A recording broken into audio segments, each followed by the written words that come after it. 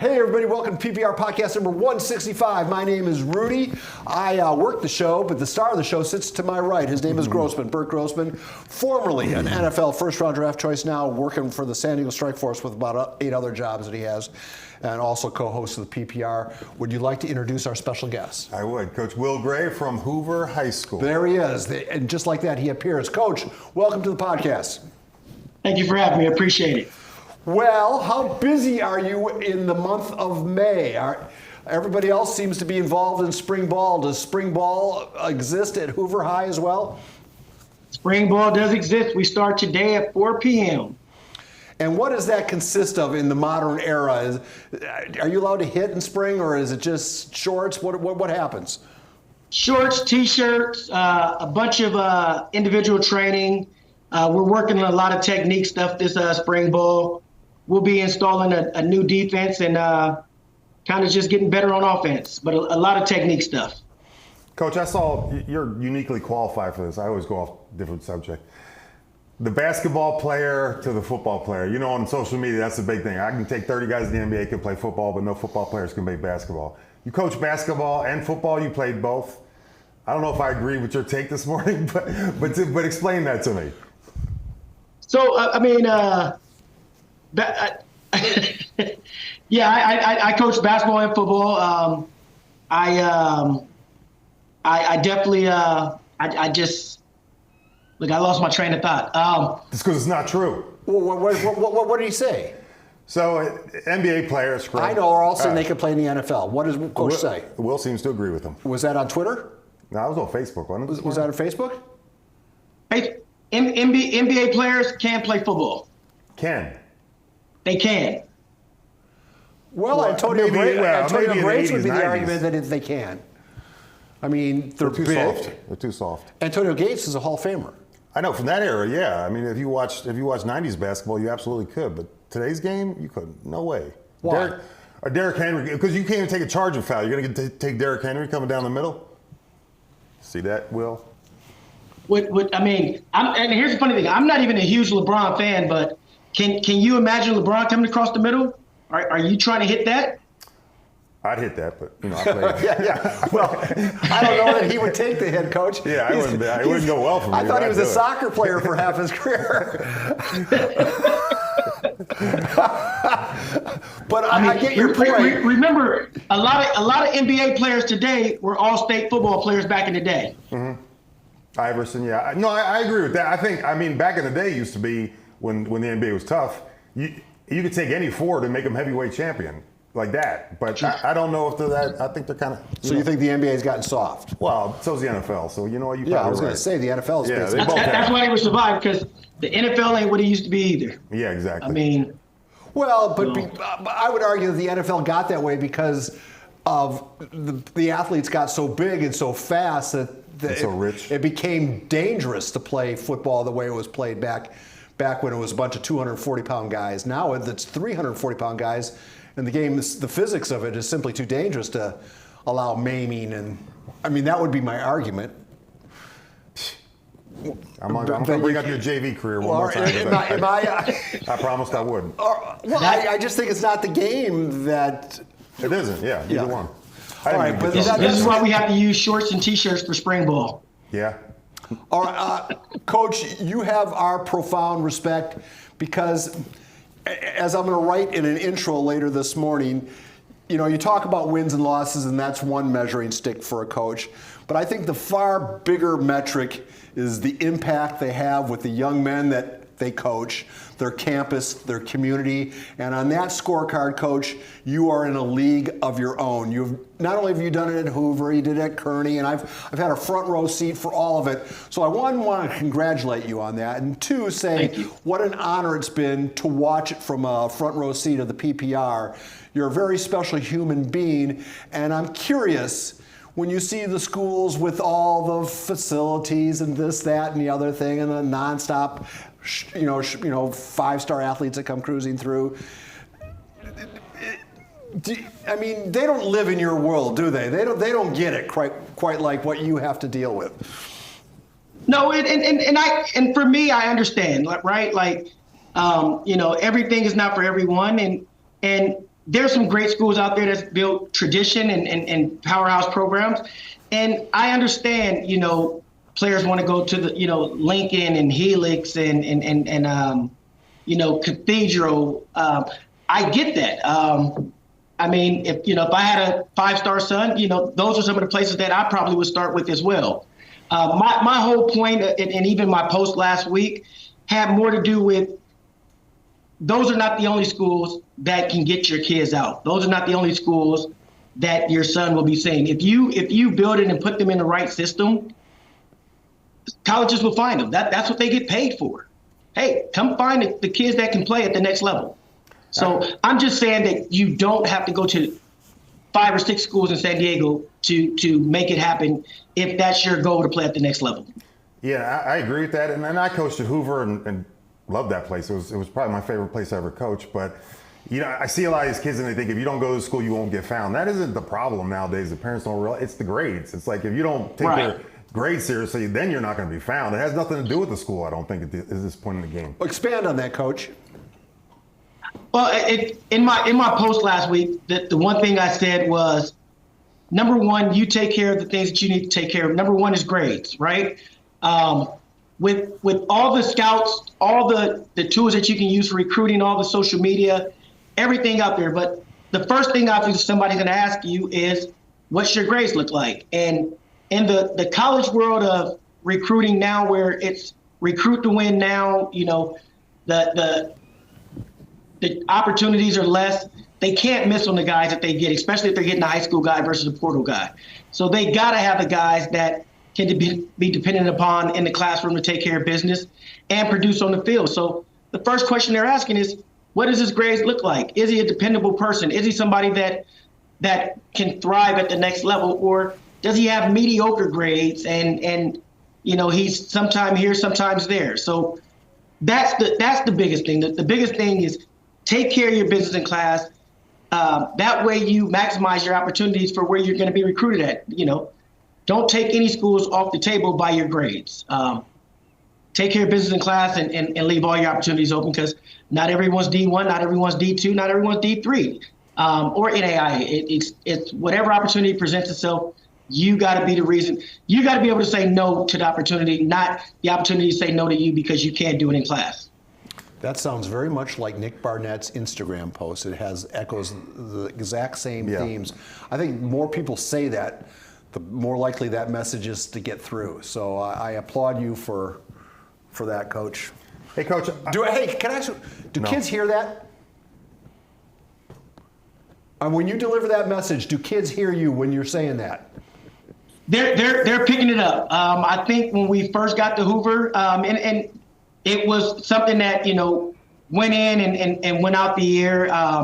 I think as kids are starting to see college coaches on campus now, and I got a couple of kids even right now that are doing better in class, but they say, hey, why is college coaches not looking at me? And I say, the first 2 years that you spent goofing off and having low GPA, now it's coming back to haunt you. So I think the younger kids that's coming in right now, they're seeing this and they're taking school serious from day one. So I think they're starting to receive the message big time.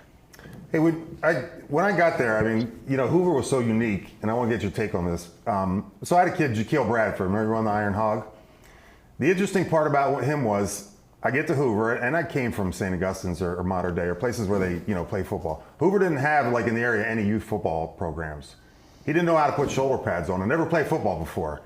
And at some point, it's great because you don't have to break any bad habits that they picked up in youth football. But another time, you're sitting in high school and you're like, this kid doesn't even know how to put on shoulder pads right now. You still have that there? You still find that a lot where you get first guys out there and they have never even played? Yeah, we've gotten, when I first got there, I think we had maybe 1 or 2 kids that had played football at the youth level. And then in that, freshman class with obviously Sir, he was one of the few that had played football at a younger age. The relationship at that time with Balboa, they were pretty much at San Diego High School, and that is the Hoover per se community team. But the residents around Hoover and other issues, it stopped us from being able to have a full-blown relationship with the youth team. The good thing about it now is we have coaches on staff that deal with Balboa. We have players that's coming from Balboa, so we are starting to get some of those players that played in youth that is coming in and making a name for themselves from day one because they have that background in football and understand what we're trying to do at the next level. That would seem to be the key thing. If I was starting up a program, that would be the first question I ask. Where's my talent going to come from? What program is going to be my feeder program? Are there enough feeder programs to go around? Are there enough good football players to go around? Are there enough good football players to go around? I would say there's enough good football players to go around, but like most schools, they say you can never have too many good football players. So they're keeping as many as they can. Well, you got Autry and Noriega's back too, right? Quarterback. Absolutely. We're offensively we're pretty much back. The person that we're going to have to try to replace is Xavier Williams, but Christian is back. Sir is back. We got a couple other pieces that's back. Miko's back. Half of our line is back. Our entire defense is back. So we're looking forward to a good and exciting year. Hey, Because we had Sir Autry. He's been in the podcast. I saw him I saw your running back on Good Business San Diego wearing a PPR lid, promoting something. I don't know what he was promoting, but that young man, I think, is downright special. Coach, talk about him a little bit. He's the definition of special. He's not only is he special, he's loyal. He's a kid that made a commitment and came in, and he knew what he wanted to do when he grew up, and he got older, and he stayed the path. Coming to Hoover, obviously, before he got there, they hadn't won a game in a few years, and it was my first year in that COVID year. We went 0-4 as well, and there's always opportunities to say, hey, I know I'm going to be this level of athlete, and I'm going to be this, and I'm going to be that, and I can go do it here. But he made a statement that he wanted to leave a legacy at Hoover, and that's surely what he's doing. And he's a kid that understood it from day one, that not only can I get it done in the field, but I also get it done in the classroom, as well as being the type of leader that gets people to fall behind me and believe in the same path that I'm trying to build. So he's flirting with he's the reason that a lot of this is happening. He's flirting with some rushing records, is he not? He is. He broke the Hoover rushing record last year. This year, we're hoping that we can get him into the All-CIF record. He's right there. I mean, that's pretty heady company that he's chasing. If he were to pull it off, it is. It definitely is. And the thing that I love about it is the stigma of, hey, he's doing this against this team, or he does this against this team, or listen to me. The young man can do it at any level. He can do it at any level. You say D5, D4, D3, D2, D1. You put that young man behind a cathedral offensive line, and he's going to make it happen. So he's just a special player. He has that it factor.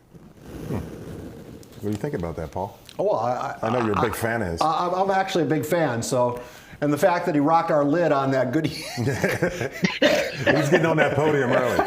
Yeah, he's got some early votes. I'll tell you that right now, Coach. Coach, you coach basketball. Do you have any time? And this is what I want to ask you. So the SDFNL game, you're playing in that. I think you're playing Olympian, right?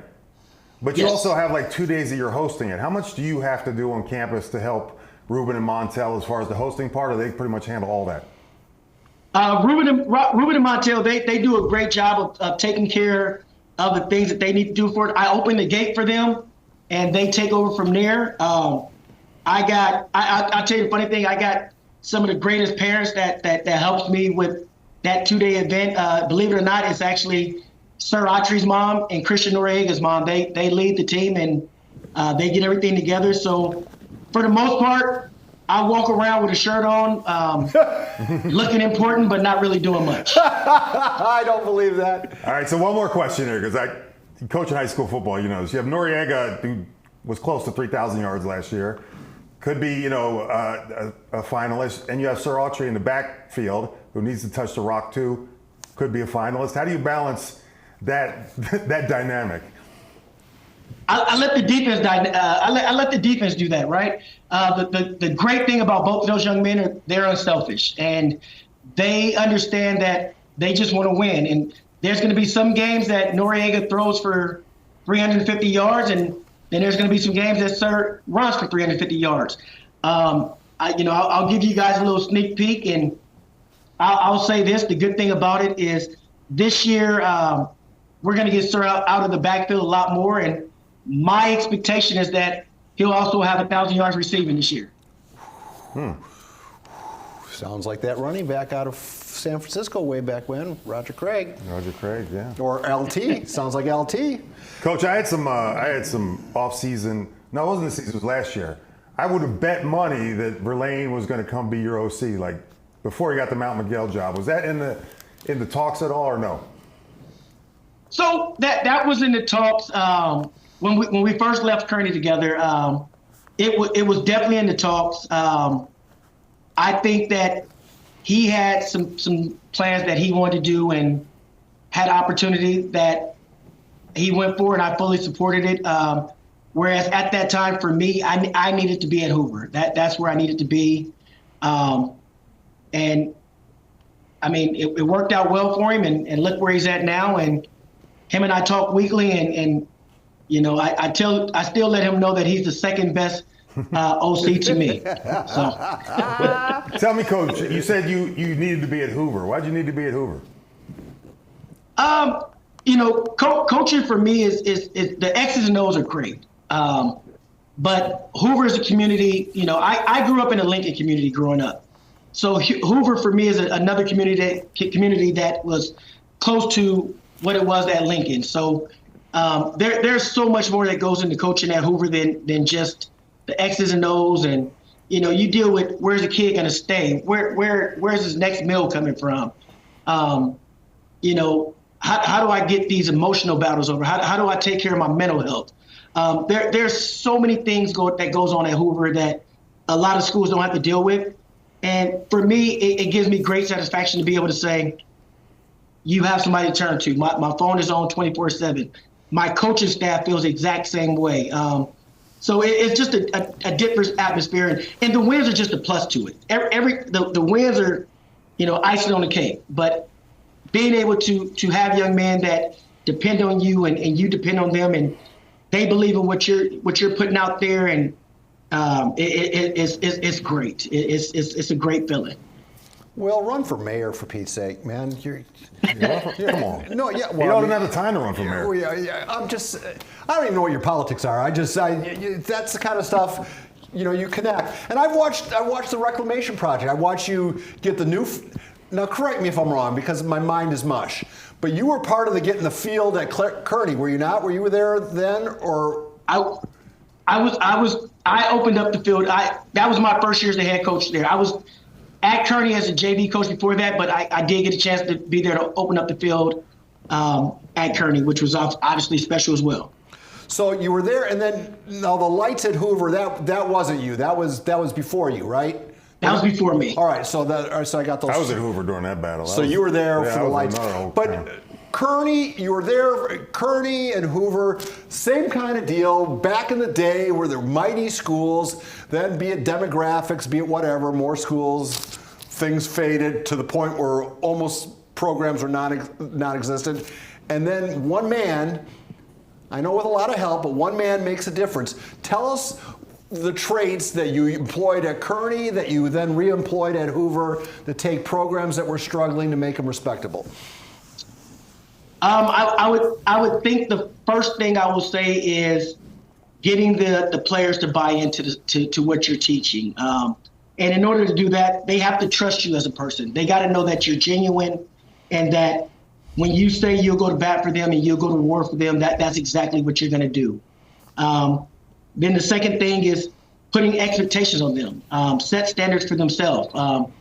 Don't go with the narrative that you can't do it because you're a Linda Vista kid, or you can't do it because you're a Hoover community kid. Don't let them believe that narrative. Don't give them an excuse out of having to be more than what the expected standard is for you.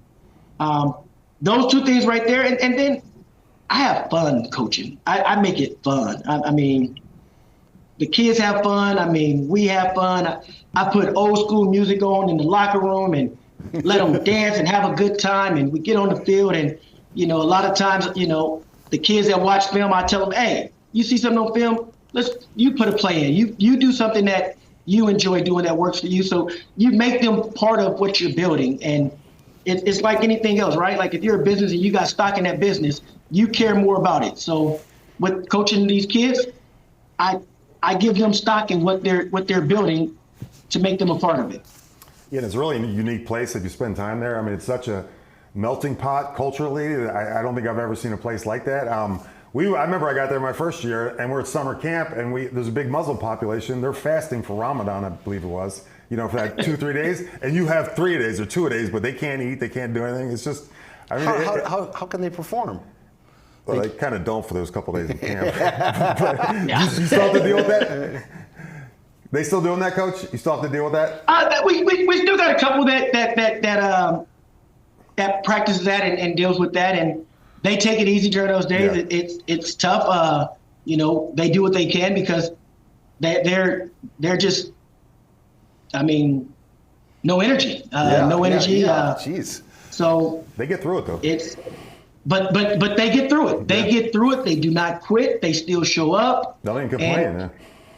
They let us know, hey, if they need a break, hey, Coach, I need a break, and we give them a break. But tremendous props and tremendous ups because they still get there and they take care of it. What are your numbers like right now?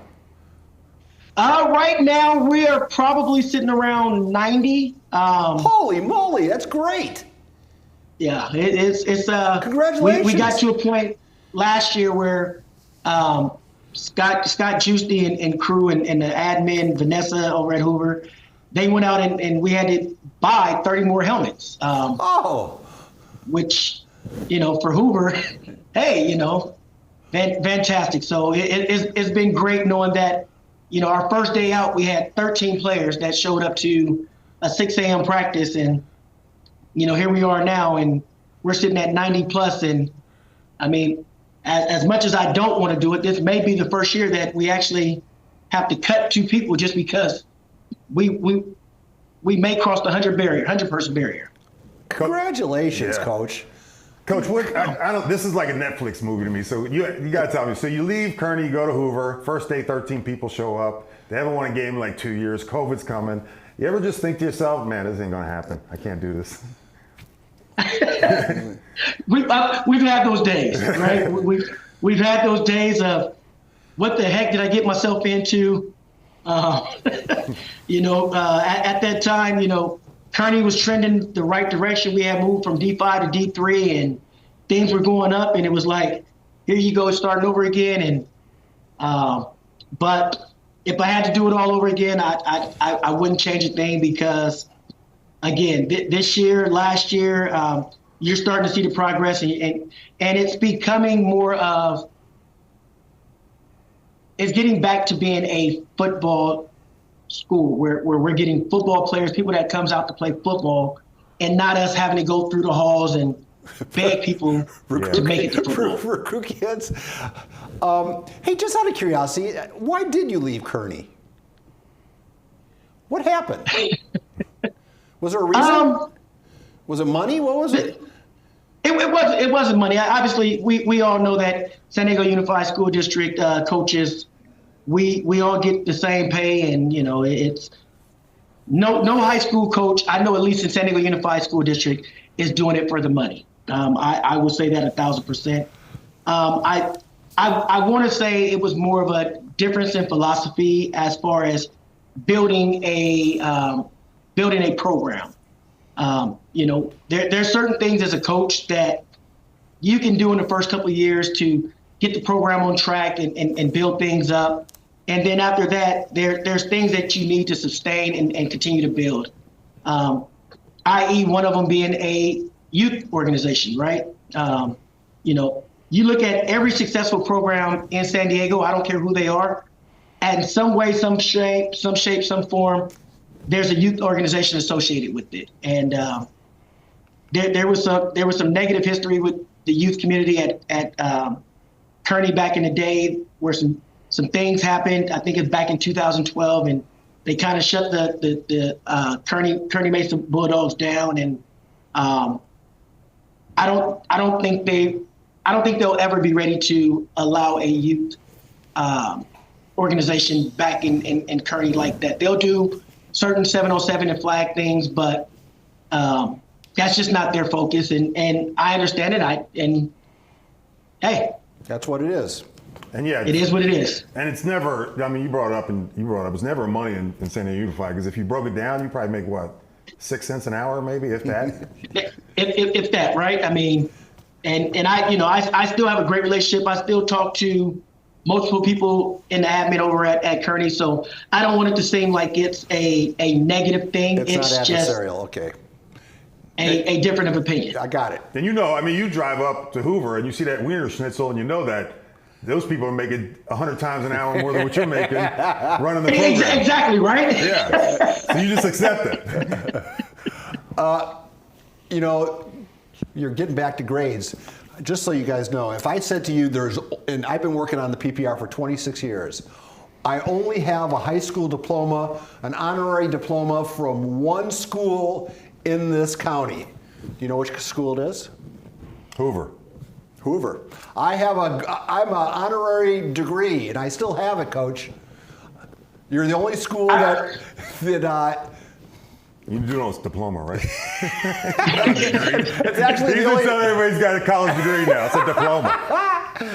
The school is near and dear to my heart. Home of the chicken, home of Ted Williams, and home of a very poignant story as far as I'm concerned, because I had a special relationship with one of your kids, Todd Doxey, who sadly lost his life. But I'll never forget, he was the first kid. It started all back in 2003. He's the first kid to ever make his college intentions known live on our air. And now it's become the coolest thing on the planet to do. Everyone wants to do it. And we've done dozens and dozens, but he was the first. He put us on the map. And man, I cried crocodile tears, or I cried real tears when I heard that news. Does the ghost of Todd Doxey still exist at Hoover? Absolutely. I mean, the students, till this day, the football players know who he is. They see that number 9 jersey in the locker room, and they know where it comes from, where it stands from. It's funny, because I'll tell you a quick story. My first year there, and I ordered new uniforms, and the kids were all going out, and they're picking out their uniforms, and we're getting ready to go into game number 1, and everybody's so excited, got their uniforms on, and we're out on the field, and this one kid comes out running. He's running out, and he's wearing number 9. And before he made it to the field, we had 4 kids that noticed he had number 9 on and was like, hey, you can't wear that jersey. Go put it back up. We're going to hang that up in the locker room. So it's amazing that even the kids today understand and know the story of Todd Doxey and what he meant to the Hoover community up till today. Not just the Hoover community, Coach, to the PPR community. We had Sir on, and we said, okay, what's the Mount Rushmore of Hoover High School on the football field? If we just kept it to football field, I put Doxey up there. Who are the Terrell Williams was? Who are the 4 greatest football players to come out of Hoover in your view? Banks. I forget. You got to go with Tony Banks. You obviously you got Doxey, you got Tony Banks. You got he just came and talked to our team last year. Jaquil Bradford. Yes, sir. And then my next one, obviously, and this is why he stayed, and this is what he's here for. It's going to be Sir Autry. Well, he's certainly going to have the numbers to make the argument. It's a worthy. All right, Coach. You're the longest one of the year, dude. Coach, I don't get to see you, so I could talk to you forever. But and I apologize. We said it would be less than this. We always end the interview this way. best advice you've received, and who gave it to you, and what is it? Best advice I received and who gave it to me.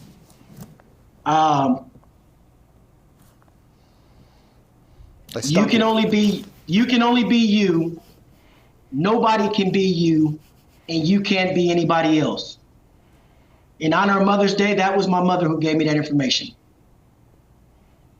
And on that note, we will call it a conversation. Coach, if you have any still photographs that we can use that you own that won't get me sued, I would love it. Of any of the people we talked about, Sir Autry, if you have any good photographs, could you please, my email, prudy@kusi.com. prudy@kusi.com. Could you write that down? And I would love to have a picture of your mom. So that would be a great, because I'll run this clip. Here's how it works, Coach. I'll post this up on YouTube today, and then I'll start putting up individual clips either late tonight or tomorrow. prudy@kusi.com. prudy, R-U-D-Y, @kusi.com. Any pictures of the program, any fun stuff, please send them along. The things I want to talk about, can you send me the Facebook post? Yeah. Of Coach? Okay, because I want to put that in. Coach, it's been an honor. And again, I'm not blowing wind up your skirt here. You have nothing but my profound respect because, wins and losses are great, and I get that, and championship rings, but you don't realize, you forget that the most important people in your life after your parents are your coaches and teachers. And the lives you have touched and the difference you have made, I wish I could say that I had done the same. It's an honor to know you, even if it's through Zoom, okay? Well, definitely appreciate it. And one thing I can promise you is you have made a difference in a lot of people's life as well. So don't short yourself on that one. Well, I appreciate You've that. done a lot for San Diego community. You're in the battle. I'm just an outsider looking in. So there's a difference between being on the inside and the outside. A big difference.